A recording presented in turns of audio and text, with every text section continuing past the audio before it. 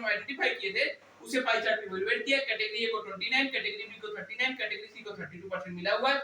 हमारी क्यू ने सारे प्रॉब्लम रेटिंग किया, रेटिंग स्पेसिफिक किया, quality, quality, safety and cost के देते हुए रेटिंग किया। रेटिंग करने का जो criteria 1 to 4 low impact, 5 to 8 high impact, 9 to 10 very high impact. हमारी क्यूसी टीम ने जो रेटिंग किया था, रेटिंग करके एक पेरेटो चार्ट बनाया। पेरेटो चार्ट बनाने से सबसे ज्यादा रेटिंग 7 नंबर प्रॉब्लम को मिला था। हमने उस प्रॉब्लम को सेलेक्ट किया। हमारा प्रॉब्लम है blister damage during secondary packing in auto cartonator machine, product Akshara 10। Second step is completed. Third the problem. इसी समस्या को डिफाइन करने से पहले हमें पता होना चाहिए समस्या किसे कहते हैं। क्वालिटी गुरु के अनुसार anything negative to the problem, anything negative to the input is a cause of problem. What is the problem? समस्या उसे कहते हैं जो हमारे आउटपुट को इंपैक्ट करता है, उसे हम समस्या कहते हैं। इस परिभाषा के अनुसार हमारी जो समस्या है एक्चुअल में एक समस्या है। समस्या को सॉल्व करने के लिए हमने एक माइलस्टोन चार्ट बनाया जिसकी शुरुआत हमने दिनांक 8 अगस्त 2022 से किया। किसी भी समस्या को समझने के लिए सबसे पहले पैकिंग फ्लो चार्ट समझना पड़ेगा। जैसे primary packing to secondary packing. Primary packing के बी मैक्स में सबसे पहले फॉर्मिंग होता है, फिर जाके फिटिंग होता है, फिर जाके कैमना स्पेशल करता है, फिर जाके सीलिंग होता है। सीलिंग होने के बाद बेब इंडेक्सिंग में जाता है, इंडेक्सिंग के बाद पंचिंग में आता है। पंचिंग में आने के बाद ब्लिस्टर जो कटिंग होता है वो 45 डिग्री पे होता है, वो रिजेक्ट ब्लिस्टर होता है। जो 90 डिग्री पे होता है वो गुड ब्लिस्टर होता है। कन्वेयर बेल्ट होते हुए ऑटो कटर मशीन के मैगजीन में जाता है। मैगजीन में जाने के बाद ऑटो बेल्ट के में ड्रॉप होता है। ड्रॉप होने के बाद प्रोडक्ट लेवल से सेंस करता है। सेंस करने के बाद लिफ्टर लेता है, फिर कटर लेता है। कटर लेने के बाद प्री पुशर है जो ब्लिस्टर को पुश करता है, कटर के अंदर जाता है तो फिनिश प्रोडक्ट पैक होता है।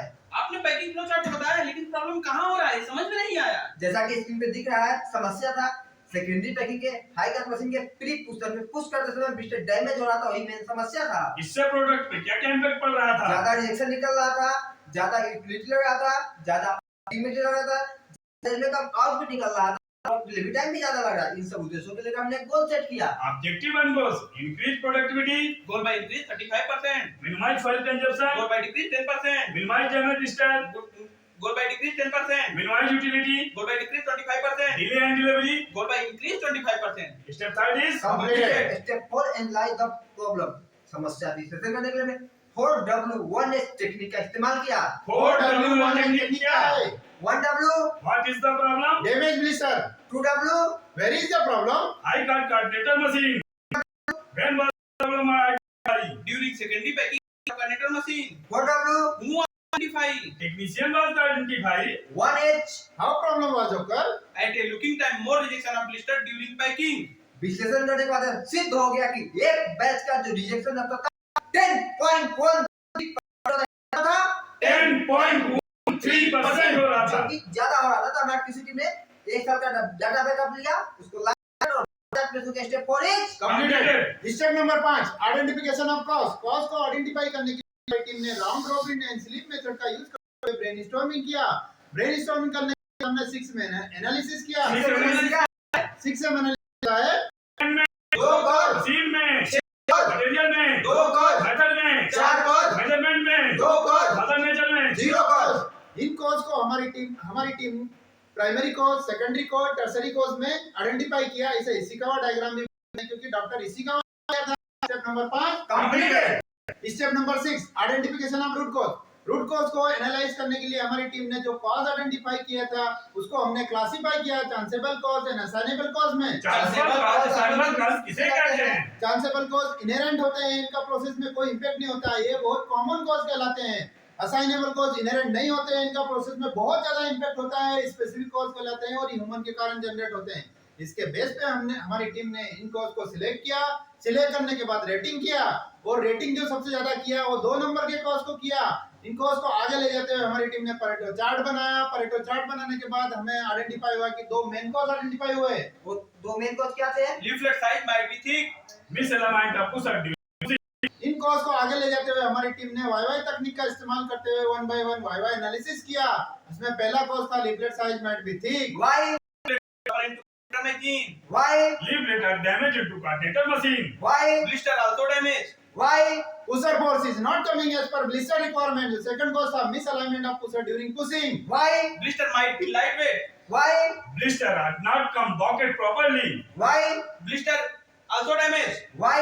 Pusher force is coming as per blister requirement. जैसा कि पता है कि जो दो मेन कॉज थे उसके बेस पे हमें एक रूट कॉज आइडेंटिफाई हुआ और रूट कॉज से pusher force is not coming as per blister requirement. Step number 6 Completed. Step number 7 analysis of root cause. Root cause को एनालाइज करने के लिए हमारी टीम ने एक चेकशीट बनाने के बाद एक बेस प्लान किया।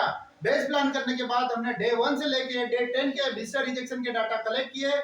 जब बेस खत्म हो गई तो हमें ब्लिस्टर डैमेज ब्लिस्टर रिजेक्शन मिला 14,000 ब्लिस्टर। कितना मिला? 14,000 blister। जो कि बहुत ज्यादा था। इसके बेस पे हमारी टीम ने सोचा कि क्यों ना इसका सॉल्यूशन डेवलप करना चाहिए। Step 7 step number 8 development of solution. Development solution हमारी क्यूसी टीम ने प्लान बनाया।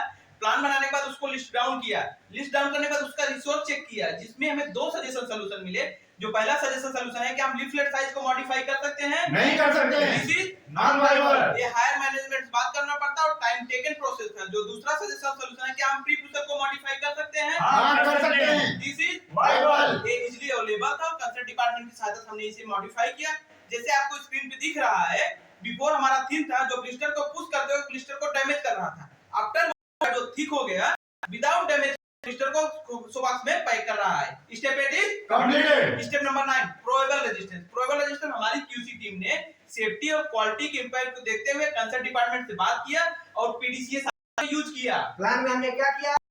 हमने modification of pre pusher plan किया और रिजेक्शन फॉर्मेट को कैसे बनाना ये प्लान किया। डू में हमने किया। डू में हमारी टीम ने प्री पुशर को मॉडिफाई किया, इंजीनियरिंग डिपार्टमेंट और रिजेक्शन को प्रिपेयर किया। चेक में हमने क्या किया? चेक में हमारी किसी टीम ने सबसे पहले ये इंश्योर किया कि जो मॉडिफाई